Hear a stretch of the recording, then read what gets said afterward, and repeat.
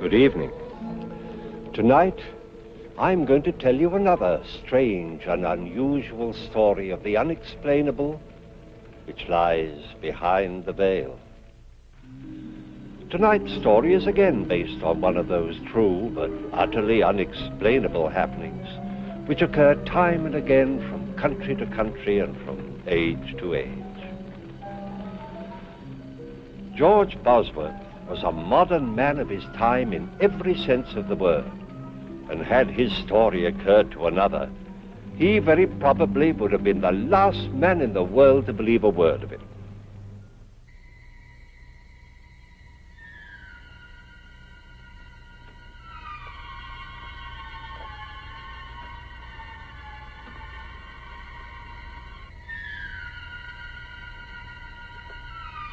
Hart Bosworth had had a busy day, and now, as the last customer left his shop, he prepared to close for the night.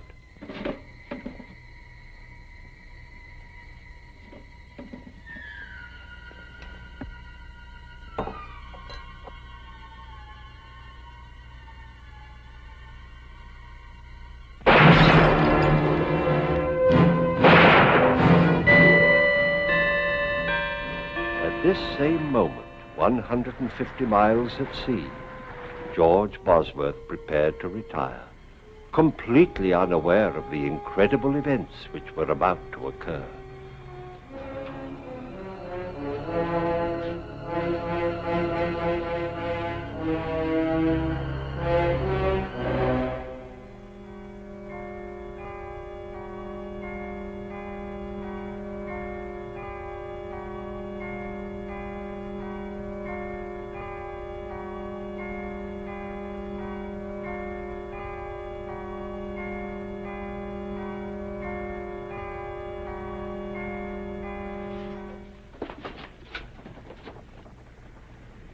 Captain!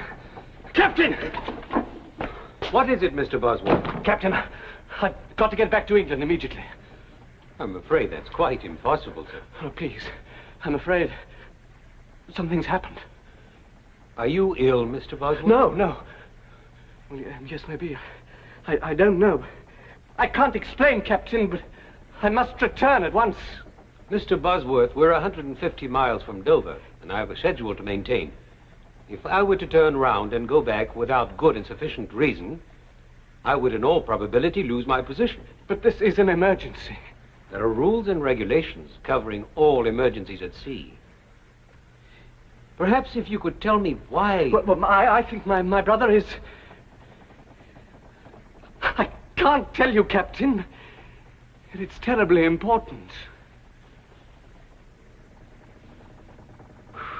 I'm sorry, Mr. Bosworth, but I can let you off at Ostend. There you can make connections with another ship and be back in England by tomorrow morning. What time will we dock? We should be there within the hour. I pray God, Captain, we're not too late. Bullet wound through the arc, fired at close range. Man's been shot. He's dead right enough. From the looks of things, nothing has been taken except money. Cash drawers empty. Which leads me to deduce that the motive for the crime was robbery. Got that, Orton? Yes, sir. I checked the Bosworth house. George isn't there. The place is shut up tight. That's odd. Him and Art usually close the shop together.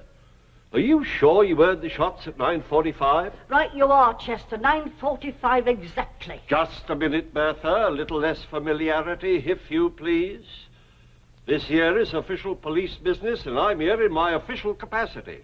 Until I've solved this crime, I'll trouble you to remember that I'm a sergeant in Her Majesty's Constabulary. Oh, I am sorry. From now on, I'll remember, Chester. Sergeant. You may proceed, Mrs. Clink. Well, I just put the kettle on. I always makes us a pot of tea in the evenings, just before retiring, as you might say. You know how Alfie likes to get to bed early. Yes. Get on with it. Well, I'd no sooner touched the kettle to the stove when I heard the shots. So I said to Alfie, that sounds like shots. And Alfie said no. So I said to Alfie, them was shots. And Alfie said... Never mind what Alfie said. What did you do? Well, the only light that was on was in Art Bosworth's shop. So I run down here to see if he'd heard them too. Imagine me horror and surprise to find poor Mr. Bosworth lying there in a pool of blood. Aha! And whose blood would you say it was? How long would you estimate this was after you first heard the shots, Mrs. Clink? Couldn't have been more than 5 or 10 minutes. Thank you very much, Mrs. Clink. That'll be all. But I haven't finished. If you've anything more to say, you can make a statement at the police station. But I know who done the murder. Mrs. Clink, you saw the murderer? Yes, I did. I see. Now, Just a minute, Constable. I'll handle this. Now then, Bertha, why didn't you give us this valuable information before this? I was about to, until I was so rudely interrupted. Are you insinuating that I was rude? Sergeant, may I suggest? The murderer? Huh? The murderer? Oh, yes. All right, Mrs. Clink. The name, if you please. His name is Albert Ketch. How do you know that, Mrs. Clink? I saw him. Just as I got outside, I saw him run from this very shop, as though the old devil himself was after him. Are you sure? My sight's as good as yours, Chester Wilmore. Sergeant, shall I round him up? Why, yes, Constable, do that. And see if you can find out what become of George Bosworth. Why not ask Mrs. Clink, sir? I'm sure I don't know, Constable. But why not ask Miss Julie Westcott? She's his fiancée. She ought to know. I'll do that, Mrs. Clink. All right now, off with you. Home, all of you, if you please. This here shop will be closed till further notice. Move along, please. Now then, Albert, why don't you confess and save us all a lot of trouble? All nice and tidy, eh? Because I didn't shoot Art Bosworth, that's why. Aha! How do you know he was shot? You told me.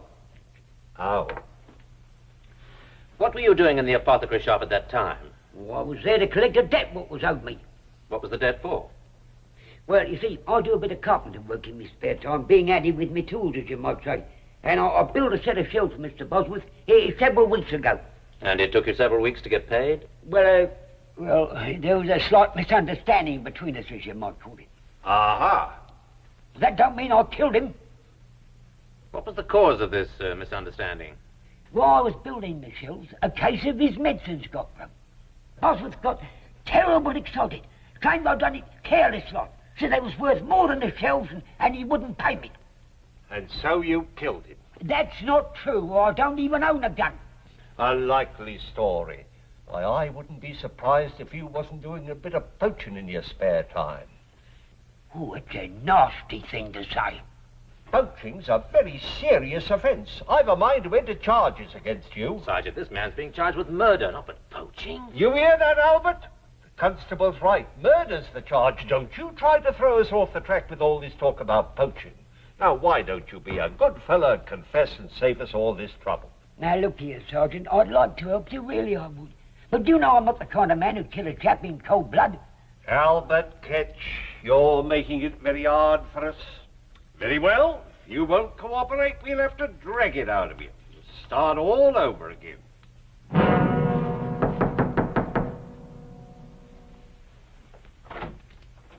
George, darling. What's happened? Come inside. Something's happened to Hart, hasn't it? Sit down. No, tell me. Yes, George. Hart is... Hart's dead. Too late. I'm too late. George, you were on your way to France. How did you get back so quickly? I had a feeling something was wrong. Who shot him? Who told you he was shot? Do they know who did it? The police have arrested Albert Ketch. Albert Ketch? But he didn't do it. Darling, I know this has been a terrible shock, but you weren't here. How do you know he didn't do it? Julie, please, take me on trust for now. Albert Ketch had nothing to do with Hart's death. Darling, you are upset. Why don't you lie down for a little while? I'll bring you some tea. No, please. I've got to convince the police that they're making a mistake. They've no reason to hold Albert. Darling, you asked me to trust you. I do. You know that. Can't you even tell me how you can be so certain? Julie, have I ever shown any signs of insanity? Of course not. Well, I haven't told you yet how I came back so quickly or why. I never even got to France. Because on the boat I had a vision. Of what? The whole thing. The whole thing? Yes. I saw the murder being committed.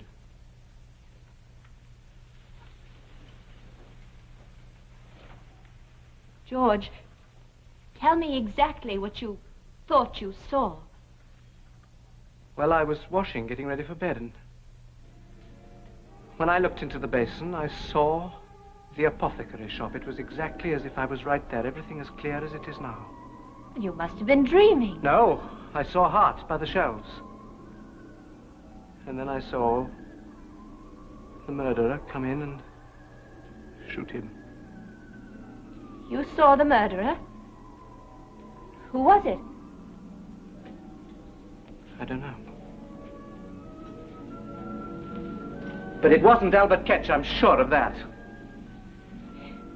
George, you can't tell anybody this. But I must. Ketch is innocent. Julie, you believe me, don't you? What difference does it make whether A great deal of difference to me. George, I believe you because I love you. But if you tell this story to the police... No, that's a chance I must take. That's a chance you must not take. But they'll hang Ketch. Listen to me, George. There's nothing you can do. If Ketch is innocent, he has nothing to fear. But you... If you tell this fantastic tale to the police, you'll be ruined. Julie, a man's life is in danger. How can I think of myself? Well, then think of me. You know they won't believe you. At best, they'll call you insane. And how will I feel? Hearing people talk behind your back, pretending I don't hear them, whispering? Julie, Think this of is not Hart. You know how he worked to build up the shop. Will you let all his work go for nothing? Well, that's what'll happen. Do you think people will do business with a man who sees things? I'm sorry, Julie. Whatever anybody thinks, I've got to try.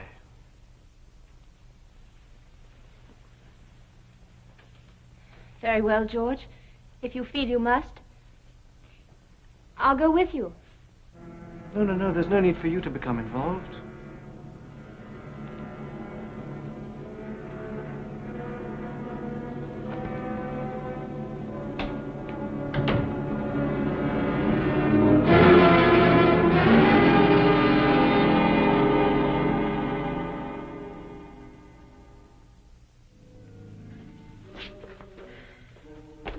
Nothing back there, sir. Oh. Well, in that case, we'll have to continue our search in here. Ah, Mr. Bosworth, sir. Allow me to offer my condolences in this horrible tragedy. Thank you, Sergeant. They told me at the police station I'd find you here. May I ask what you're looking for? Clothes, Mr. Bosworth, clothes. And have you found any? Almost. But don't you worry, sir. We have the fiend what done this foul deed. If you mean Albert Ketch, Sergeant, he didn't do it. Why do you say that, sir?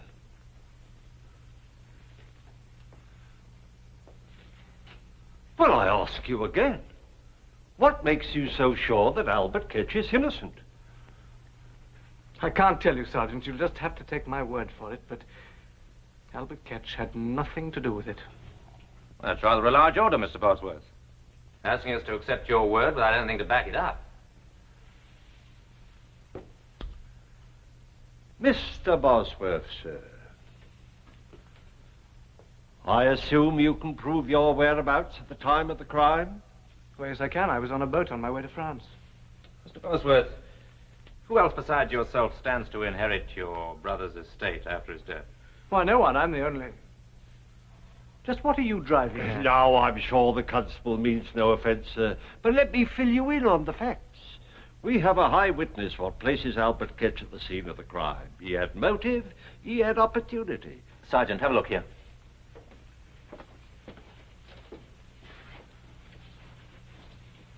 Looks like an O. It's a bullet hole, I think. Have I your permission to... Help yourself, Constable. It's not a small caliber. As you say, very small. I'm sure it comes from a derringer. A derringer? Well, wouldn't that prove that Albert Ketch had nothing to do with it? Why do you say that? What would Ketch be doing with a little gun like that? Mr. Bosworth's right, sir. It's hard to accept the fact that Albert Ketch would be in possession of a derringer. Unless it was deliberately given to him by somebody. Now look here, Constable. So you refuse still to tell us why you think Albert Ketch is innocent? I can't tell you, Sergeant. I'll submit a possibility to you, Mr. Bosworth. I'll submit it's possible you needed money badly enough to want your brother out of the way. I submit that your insistence on Albert Ketch's innocence may very well be more than just a desire to see justice done. And what do you have to say to that, Mr. Bosworth? Nothing. Am I under arrest? Not as yet, but I shall have to ask you to remain within call.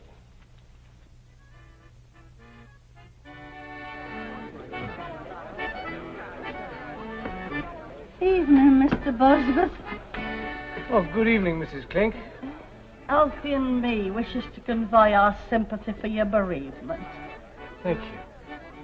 Shall we sit down for a minute? Oh, yes, Doc. Thank you. He was a fine man, your brother. A fine man. Always willing to extend credit until tie-dye, and never too proud to step in and have a lift with us. And his scales was honest, too. Yes, it was a terrible shock to me, Mrs. Clink. I can well imagine, but never you fear. Albert Ketch shall get what he deserves. Why is everyone so certain that Ketch is guilty?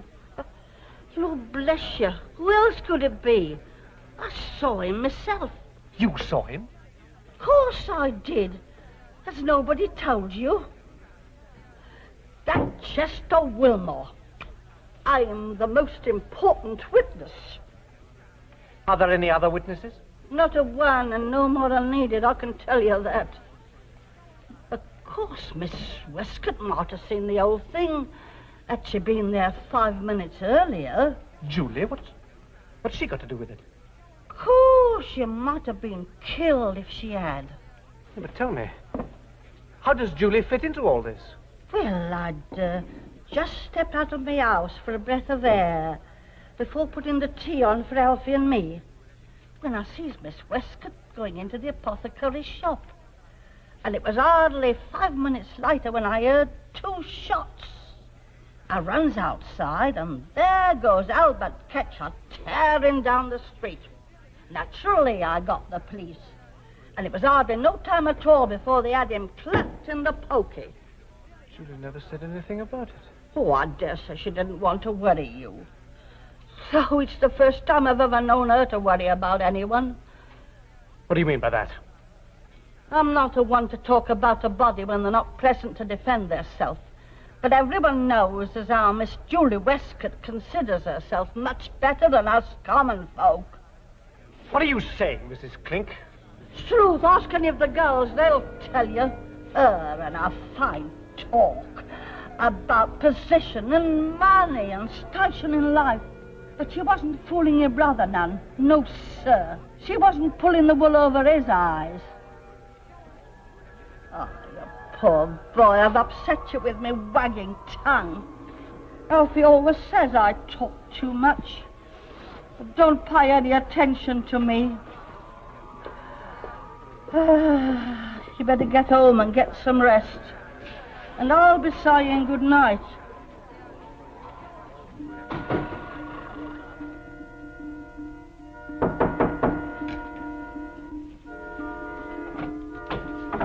George, darling, I've been frantic. Where have you been? I've been walking.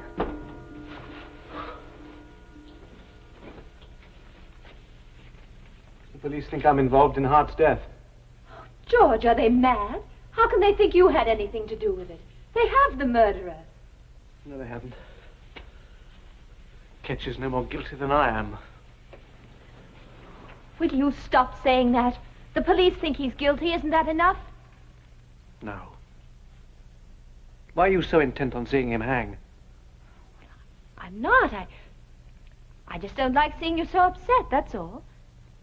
Julie, was there ever any trouble between you and Hart? Of course not. You know how fond of him I was. Except, well, he thought I was too ambitious, didn't he? Well, Hart was an old-fashioned man. He thought a woman's place was in the home. George, you know I only want what's best for you, don't you? Yes, of course. A woman needs security, a home, children, a husband she can be proud of. I know, you've been very patient. Well, not really, George. There were times during the last 5 years when I wanted to scream. When I wanted to say to Hart, why won't you pay George enough money so we can be married? He's earned it. He deserves it. But that's all over now. We can be married right away, can't we, George? Well, once a decent interval has gone by.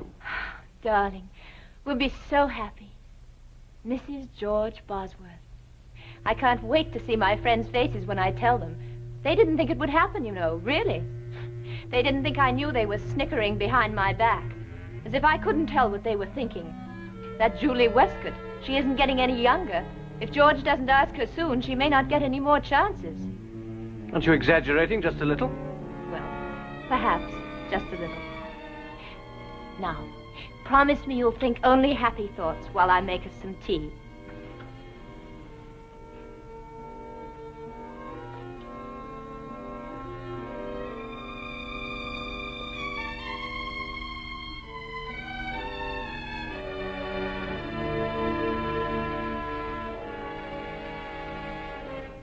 Julie?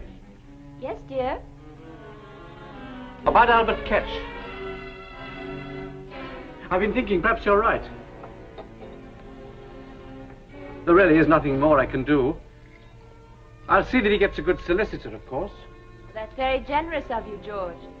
And as soon as I can, I'll put the shop up for sale. And then we'll be married and we'll move to somewhere... What's the matter? What did you say? We'll be married as soon as I can sell the shop. You can't sell it. Why not? Oh, I know how you feel, but I can't stay here where everything reminds me of Hart. You don't know how I feel. Julie, what's the matter with you? Weren't you listening to me? We live here. Our friends are here. You're an important member of the community, and I'll be your wife, George. They'll respect us. As long as we're together, what does it matter where we live? I won't have it. The shop is doing well here. We have money and position. Do you think I want to start again at the bottom? Not knowing anybody, not being anybody? I forbid it. Julie, you're losing your perspective. I welcome your help, but I must make my own decisions. Welcome my help? Well, that's funny, George. Without me, there'd be no decision for you to make. What are you saying? You've had 5 years to make a decision, but your precious brother stood in the way. Well, I made it for you. He's gone, and I won't let you throw away everything I've worked for. George, listen. I did it. For you, for both of us. How could you? Julie. I wanted you. I needed you. Hart stood between us, and I couldn't bear it any longer. But it's all over now, George. He's gone. There's just the two of us. And we'll be happy, George. You'll see. George, don't leave me. Please. I'm going to find Sergeant Wilmore. George! George!